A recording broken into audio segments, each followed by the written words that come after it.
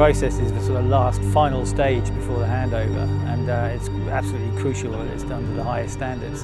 If it's not done correctly, then the boat's not going to be finished properly, or systems won't have been fully checked. It's that final stage, and the handover is the sort of not the last contact the owners have with the company, but it's the last stage of the build process. So it's a very important part of the build.